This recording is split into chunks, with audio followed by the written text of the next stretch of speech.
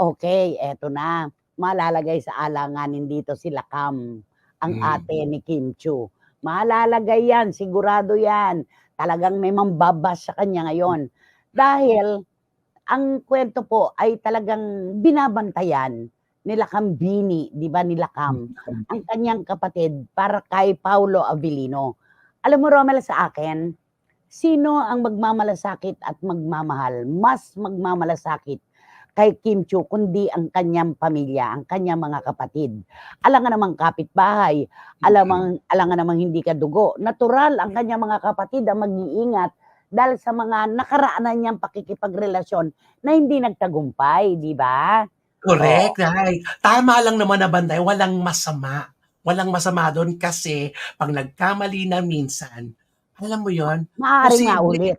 Oo, correct, maaaring wala maulit. namang masama doon, At 'di saka, ba? hindi naman po niya sinabi na nakikialam siya. Si Mm. Kim Chiu pa rin po, ang puso pa rin po ni Kim ang, magtatagumpay. Ang sa kanya lang, yung kapatid niya ang kanyang binabantayan. Yun Mm. yun. Kasi siyempre, bata pa si Kim, 'di ba? Minsan ay, nagiging padalos-dalos sa pagdedesisyon. Eh, ang ate niya, 'di ba, kumbaga been there, done that, eh, kumbaga galing na doon. Eh, siyempre siya yung magmamalasakit sa kapatid niya. Hindi po niya pinakikialaman kung, nanliligaw man o sila na ni Paolo Avellino. Ang kanya bantayan ang kapatid, yoon, Correct. ang Paalala lang naman emosyon, 'yun 'no, paalala lang naman. paalala, Oo.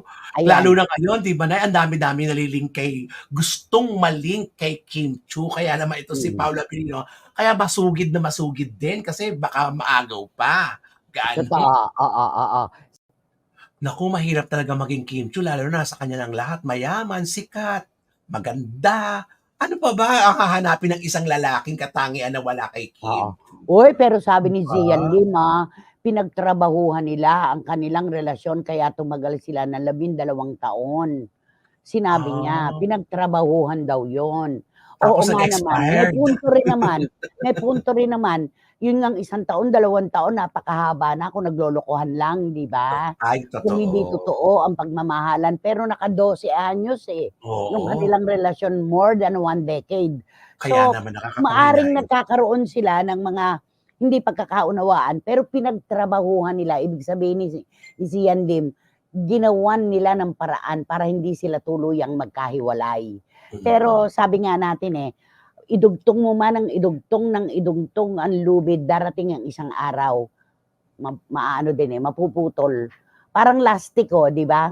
Oo, Hilahin mo ng hilahin ng goma, hilahin mo ng hilahin, pagbibigyan ka, pero may punto na malalagot.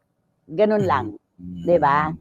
Pero sana si Kim nga ano, makatagpo na ng lalaking magmamahal sa kanya na mamahalin din niya. Hindi naman puwedeng yung lalaki lang ang magmahal, 'di ba Oo, naman? kailangan two-way 'wag one way, Kim, dapat two-way lagi.